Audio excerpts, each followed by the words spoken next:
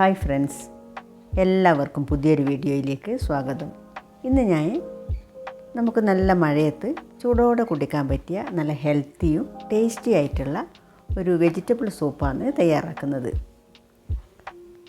ഇതൊരു വെജിറ്റബിൾ സൂപ്പായതുകൊണ്ട് തന്നെ നമുക്കിഷ്ടമുള്ള വെജിറ്റബിൾസൊക്കെ എടുക്കാം. ഞാനിവിടെ carrot, cabbage, mushroom, beans, capsicum ഇത്രയും വെജിറ്റബിൾസാണ് എടുത്തു വെച്ചിട്ടുള്ളത്.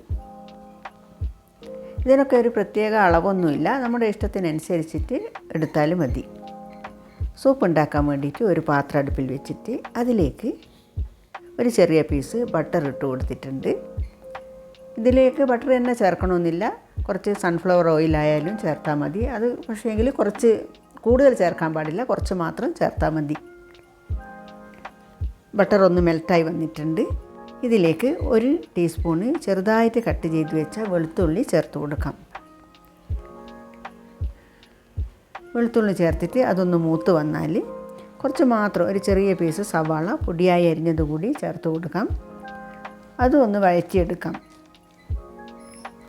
അത് വഴന്ന് വന്നിട്ടുണ്ട്. ഇനി ഇതിലേക്ക് ചെറുതായിട്ട് കട്ട് ചെയ്ത് വെച്ച എല്ലാ വെജിറ്റബിൾസും ചേർത്ത് കൊടുക്കാം. ക്യാരറ്റും, ക്യാബേജും, മഷ്റൂമും, ബീൻസും. ഞാനിതിലേക്ക് ക്യാപ്സിക്കം ഇതിൻ്റെ കൂടെ ചേർക്കുന്നില്ല. കുറച്ച് സമയം കഴിഞ്ഞ് ഇതൊന്ന് വഴന്ന് വന്നാലാണ് ക്യാപ്സിക്കം ചേർത്ത് കൊടുക്കുന്നുള്ളൂ. ഇതും ഒന്ന് വഴറ്റി നന്നായിട്ട് ഒന്ന് വഴറ്റിയെടുക്കാം.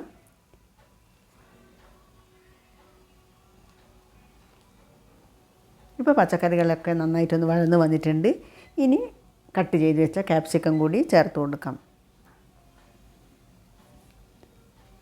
ഇതിലേക്ക് 3 കപ്പ് വെള്ളവും ആവശ്യത്തിനുള്ള ഉപ്പും കൂടി ചേർത്ത് കൊടുത്തിട്ടുണ്ട്. ഇനി ഇത് അടച്ച് വെച്ചിട്ട് നന്നായിട്ടൊന്ന് തിളപ്പിച്ചെടുക്കണം. നമ്മളിതിലേക്ക് ചേർത്ത വെജിറ്റബിൾസിൻ്റെ സത്ത് ഈ വെള്ളത്തിൽ നിന്ന് ഇറങ്ങി വരാൻ വേണ്ടിയിട്ട് നന്നായിട്ട് ഇത് അടച്ച് വെച്ചിട്ട് തിളപ്പിച്ചെടുക്കാം.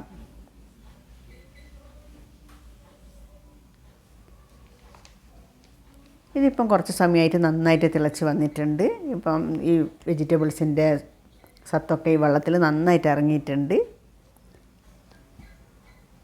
ഇനി ഇതിലേക്ക് ഒരു സൂപ്പ് ഒന്ന് തിക്കായിട്ട് കിട്ടാൻ വേണ്ടിയിട്ട് 1 ടേബിൾ സ്പൂണ് കോൺഫ്ലോർ 1/2 കപ്പ് വെള്ളത്തിൽ നന്നായിട്ട് കലക്കിയിട്ട് അതും ഒഴിച്ചു കൊടുക്കാം. 1 ടീസ്പൂൺ കുരുമുളക് പൊടി കൂടി ചേർത്തിട്ട് 3-4 മിനിറ്റ് ഒന്ന് തിളച്ച് വന്നാൽ ഫ്ലെയിം ഓഫ് ചെയ്യാം.